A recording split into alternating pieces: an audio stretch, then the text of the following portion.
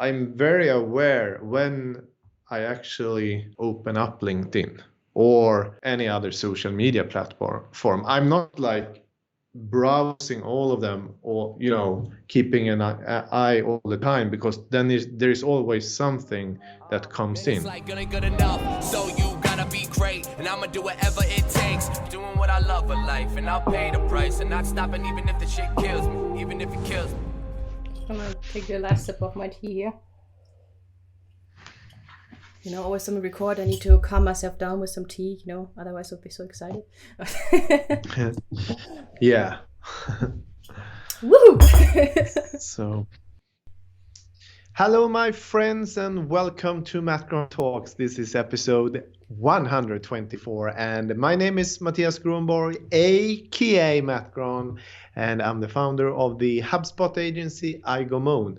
And here I share my scaling up journey, building iGoMoon from nothing to something. And of course, as usual, my friend, the one and only, the super pumped co-host Svea Malina Lanchoff. Hi, Mattias, and welcome to MattGron Talks from me, the co-host. And this is where entrepreneurship runs smack into reality 3 times per week, Monday, Yes. Wednesday, and Friday, and we have an actual framework in place because we have different topics depending on the day. Mattias, do you want to introduce this to everyone? Yes, we have a framework for you. So every Monday, and today we have the Monday session. We talk about self-development, and I share my own journey growing as a human being and a leader. And then every Wednesday we talk about all the stuff that I'm learning in the entrepreneurial process, growing iGoMoon. And then every Friday, I share my weekly self-inventory. I talk about things that I could have done differently. I also share what I have learned, and we are celebrating the victories. Yes, important. And I call this your diary. Yeah, and I also do that now. And it's exactly what it is, right? Yep. This is a documenting log. Exactly. Yeah. But today, like you said, we have our Monday episode ahead of us. And this is going to be about, self-development, how you grow as a human being and a leader. And I was thinking of this topic some time ago when you mentioned in one of the earlier episodes that you're wearing a lot of different hats. You mentioned you're obviously the CEO of the company. You also did most of the HR work. You're also like the marketing manager and a lot more things. So I'm curious about how you organize yourself and all that chaos with all the different things you have to do throughout a week, a day, a month.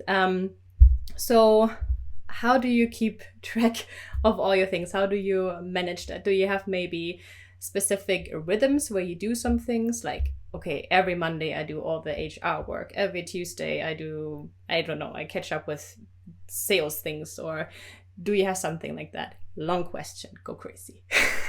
Yeah. I think it's a really good question. And the first thing that came to my mind is probably, you as a video editor in this case, maybe you can actually, let's say you can plan out different tasks for the week. Yeah. But when you have an operating role, it's more kind of, how should I say, you need to roll with the punches.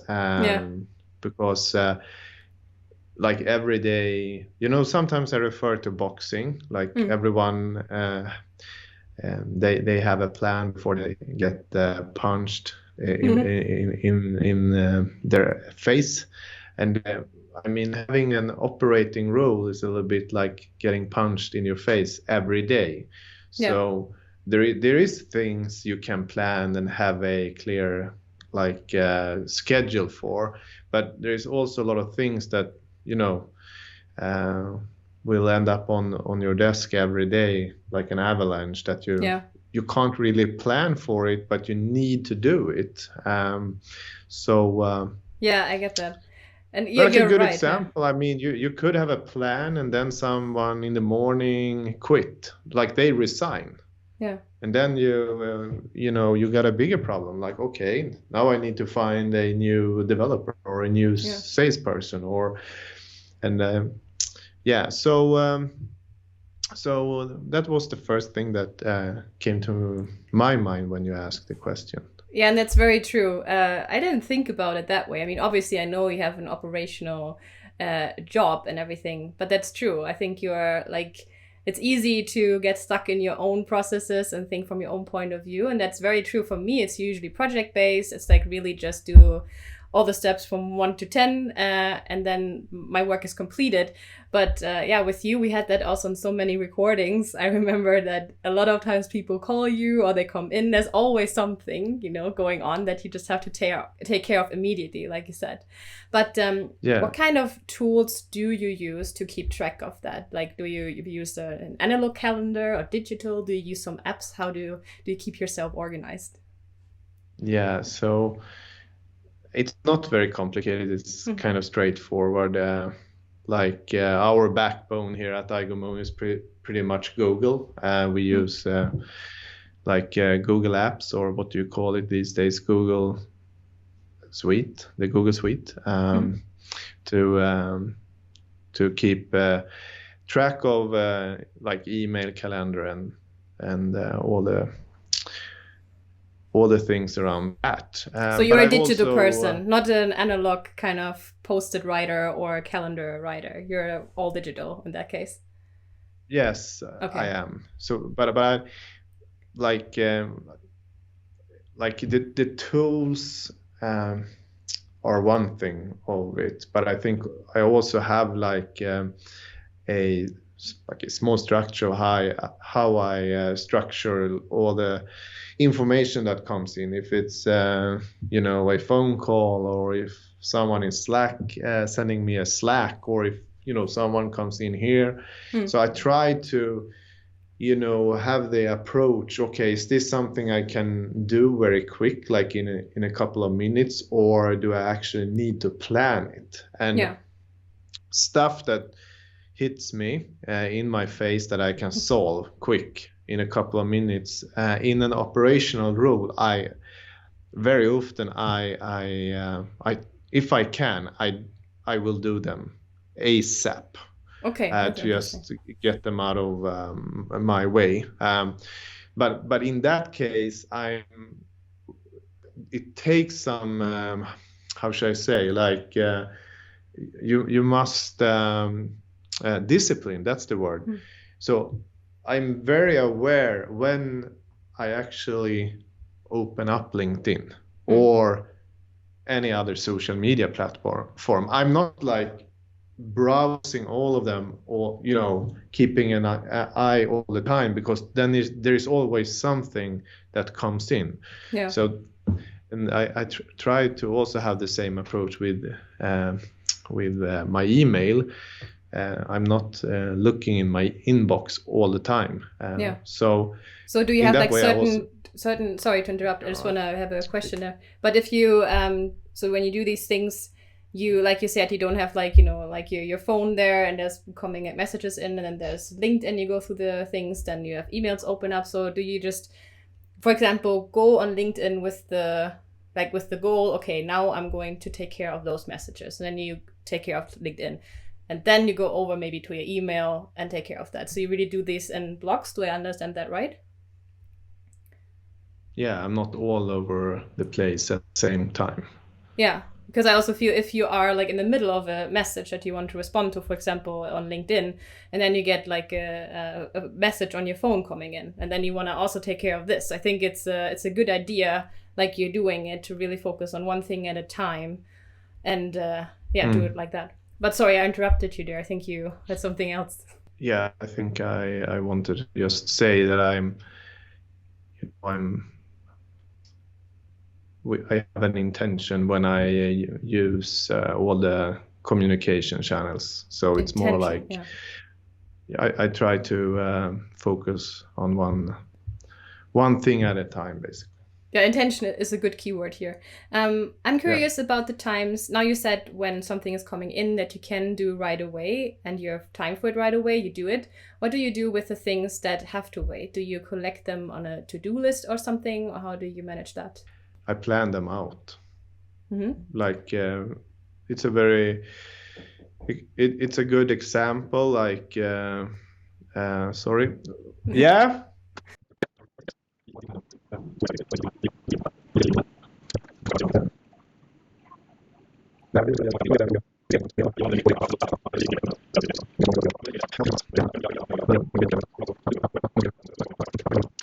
So that was a All right. perfect addition and example for this episode.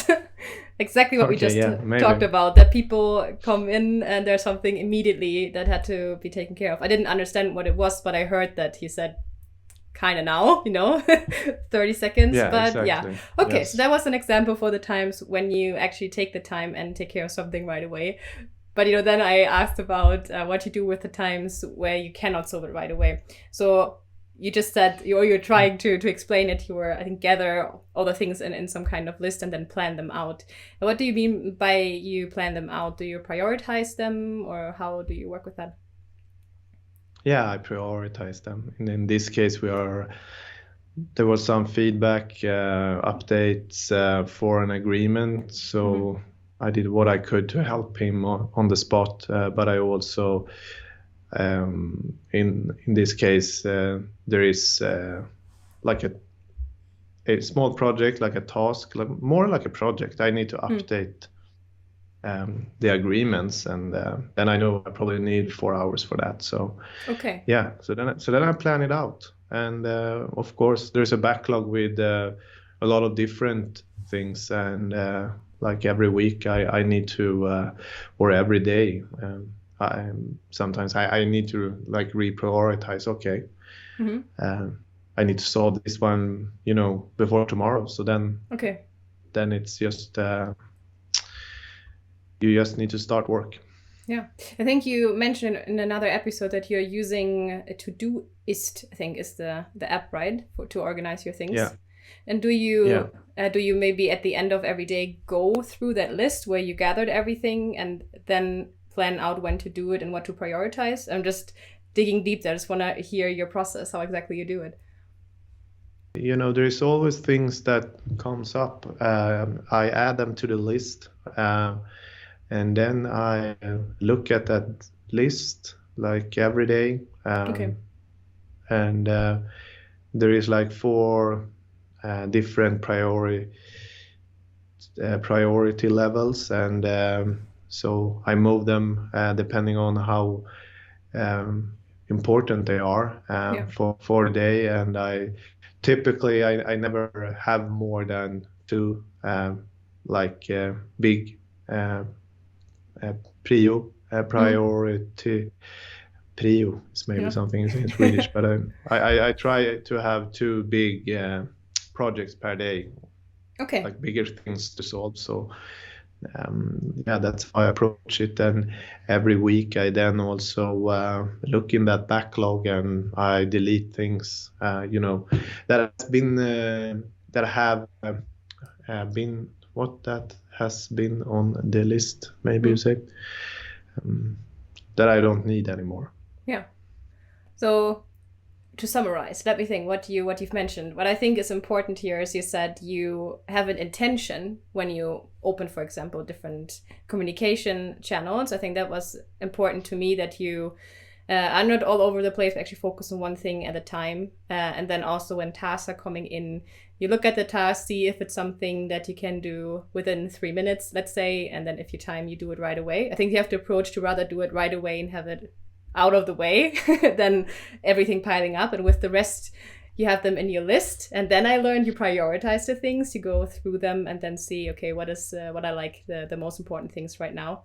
And you're using different tools, like you said, like Google Calendar, and you also use this Todoist app. I think there are a lot of these apps out there, and I think they're a good way to work with this. I also know some people like to work with different colors, or like you said, different categories of prioritizing. I think they're great help in your everyday life just to drop something. I think my boyfriend has a list, and he calls that brain dump, where everything he thinks about and he has to take care of at some point, he dumps it into the list, and at some point he goes through it and sorts them out. Kind of the same system that you have there. Other than these things that we've learned today, do you have any other tips how to stay organized and keep track of all the hats you're wearing, or is that it? I think it's pretty much it. And do you have any book recommendation? I know you read a lot of books about all kinds of topics. I'm just curious if maybe you have something in mind that is helpful in that regards. Yeah, I don't know what books I have been reading on that topic. Not really. I think I don't read so much books nowadays. But yeah. There was another message coming in you have to take care of. Maybe it's something for your priority list. Probably, yes. I just love this addition to our episode today, that we actually see in real life how it unfolds every day. And I'm sure this is just a glimpse of all the stuff happening every day. And yeah, like you reminded me in the beginning, it's a very different thing if you have this kind of operational work environment that you are in, rather than someone like me who's freelancing and has the same things over and over. Yeah. For me, it's not so. It's not like a big thing. It's not complicated. I every day I try to have like a zero inbox, which I think helps me very much. I don't like to have an inbox with a lot of emails. There's a lot of emails coming in, and I really have the approach like should I read it? Is there something I need to do, or could I just throw it away? And I use the structure. Is this something I could do in 3 minutes, or should I add it to the list? And then I plan out time when I actually work that list. So I like, it's not any hocus pocus, as we say in Swedish. Yeah, same in German. Not like a secret recipe or something. I think I'm like, I think I'm kind of structured as a person, even if I don't know if I think I have a tendency to approach things with some structure. Probably could be better. But I think I don't know where we are going with this episode. No, but I think for what you're doing, scaling up a company, and building a company at all, you kind of have to keep on track with all the things you're gonna do. I think otherwise you would not have made it until almost year 10 next year. I think is turning 10. So yeah, but thanks for that addition. I think that's also good for my list that I will write down here. So if you want to read all the things that Mattias is doing, maybe there's something you can also adapt. Like I think I've taken something from this episode actually. Otherwise I would say it's a wrap for today, for our Monday episode. And if you like what we're doing, please subscribe, leave a comment if you want to know anything. I know Mattias is happy to answer all questions, and ring the bell, and see you in the next one. Yeah, see you in the next one. Thanks for watching MattGron Talks. Thank you. Bye-bye.